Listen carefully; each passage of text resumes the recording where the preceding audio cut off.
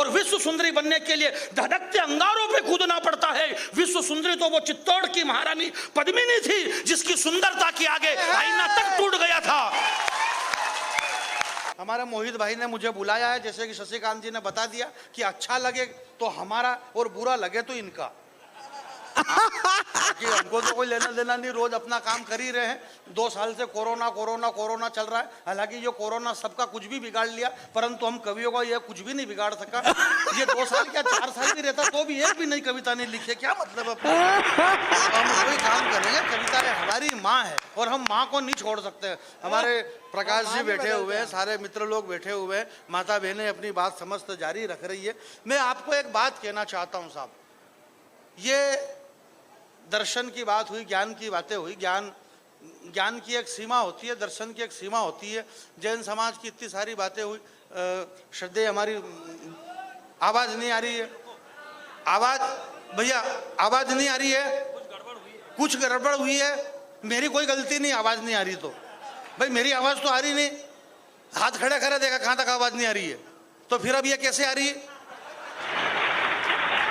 थोड़ा सब्र तो रखो, आवाज सबकी आएगी है, ऐसा थोड़े नहीं। और जोर से आवाज करके भी क्या कर लेंगे?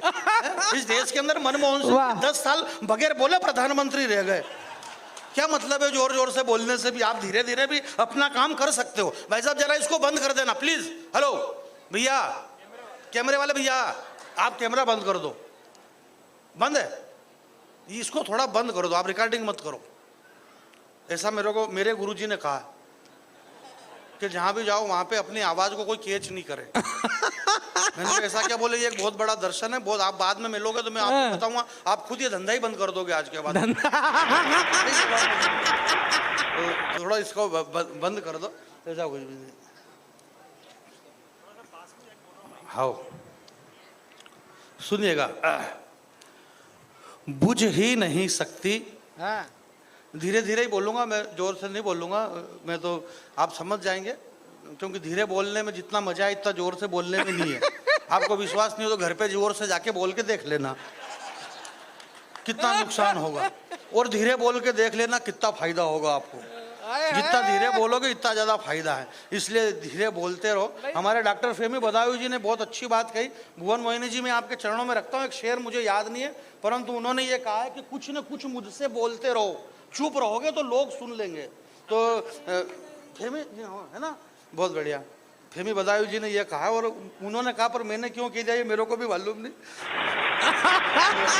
दौर ही ऐसा चल रहा है यार के अब क्या करे भाई साहब, भाला किसका और फेंक कौन रिया। फोन आया था ये नरेश निर्भीक का फोन आया, इसीलिए तो कह रहा हूँ बंद कर दे भाई। मेरे से कहा कि तुम हंसना मत, इसकी बात नहीं होगी भैया बंद कर दे। मैं यही कह रहा था कि भाला किसका और फेंक कौन रिया। हम मारवाड़ी लोग हैं, यहाँ इतना बड़ा उपक्रम आपने वर्धमान स्थानक वासी लोग हैं। जब भैया ने बताया कि वो अभिनंदन वहां गया पाकिस्तान में, अब मैं थोड़ा सा 5-7 मिनट मुझे गुरुदेव का आशीर्वाद चाहिए। जब अभिनंदन वहां गया और वो जब शेर की तरह वहां पर गया, उसके पास हथियार तो थे नहीं। अभिनंदन से जब आया वापिस तो दिल्ली में उससे पूछा गया कि पाकिस्तान की उस चौकसी के अंदर आप बगैर हथियार के थे, आपके पास में कुछ भी नहीं था, आपको डर नहीं लगा? अभिनंदन ने जो बात कही मेरे दोस्त, मैं आपसे कुछ ही नहीं चाहता हूं, अभिनंदन ने जो बात कही, क्या अद्भुत बात कही मेरे भाई। ये फिल्मों में पर्दों पे नाचने वाली मेरी माता बहनें यहाँ पर बैठी हुई है। इस दुनिया के अंदर मेरी बहनें, बात ध्यान रखना, इस दुनिया में नग्नता वो अच्छी नहीं होती है। नग्नता वो अच्छी लगती है जब माँ की गोद में एक नन्हा बालक खेलता है, उस नन्हे बालक की नग्नता अच्छी लगती है। या फिर नग्नता वो अच्छी लगे जिसका तन कुंदन मन कुंदन, तप तप कर तन बना होगा कुंदन, भला दुनिया में उससे ज्यादा सुंदर मूर्त क्या होगी। और जिसने वासना और विकारों का त्याग कर दिया, उस महावीर को वस्त्रों की जरूरत क्या होगी। या फिर वो नग्नता अच्छी लगे। आपकी तालियां कमजोर है मेरे दोस्त।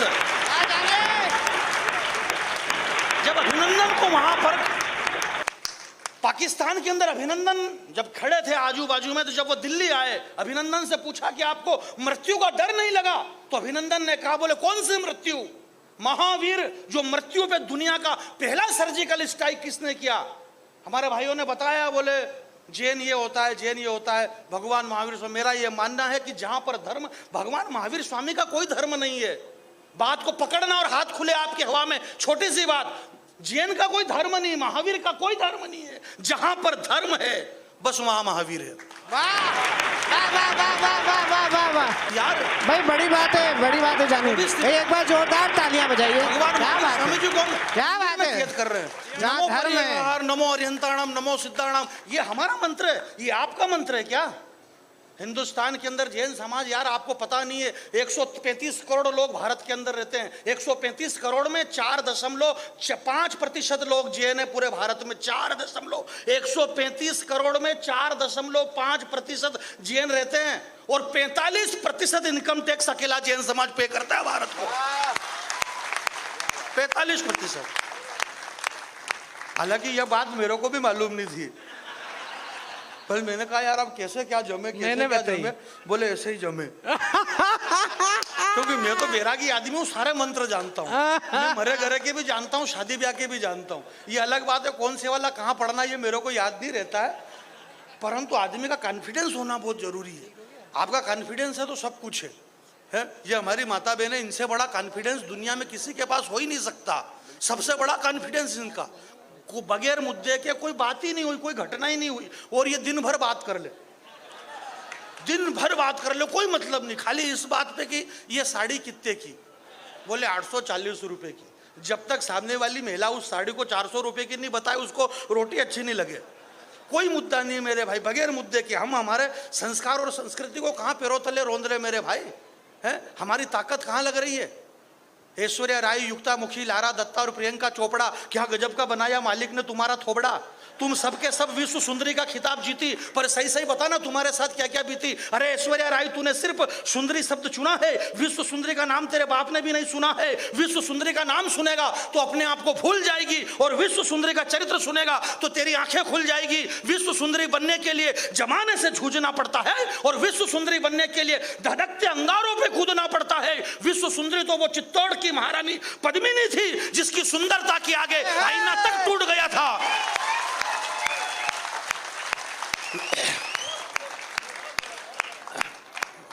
भजिया के पहले तेल मत चाटो यार, पूरी बात तो सुनो आप, पूरी बात सुनी नहीं रहो। अब ये आदत मुन्ना बैटरी जी ने आपकी डाल दी। और ऐश्वर्या राय मेरी जो माता बहन है यहाँ पर बैठी हुई है, हमारी जड़ें बहुत गहरी है। सनातन धर्म को कोई भी नहीं हिला सकता है। ये हिंदुस्तान है, हमने जो भी डिसीजन लिया पूरी ईमानदारी से डिसीजन लिए हैं सर, हमारा कोई डिसीजन फेल नहीं गया। इस हिंदुस्तान की 130 करोड़ जनता ने जो भी डिसीजन लिया, कोरोना काल बीता, आप गुजरात की उस धरती पे सरदार वल्लभ भाई पटेल की सरजमी पे महाराणा प्रताप के वंशज यहाँ पर बैठे हुए हैं, हम भामाशाह के वंशज हैं मेरे भाई। कोरोना लेकर के इतनी सारी बातें हुई। मैं एक छोटी सी बात कहना चाहता हूँ शशि भैया, स्वागत भैया। एक बहुत पुरानी बात है, बहुत पहले की बात है गुरुदेव, शायद आप भी उस समय नहीं थे, नहीं बता दें, मतलब मालूम पड़ेगा अगला आदमी नाराज हो जाए। मतलब मैं 5-6 हज़ार साल पहले की बात कर रहा हूँ। तो 5,000 साल पहले भगवान कृष्ण जी जो थे, कृष्ण जी को तो आप सब जानते ही हैं,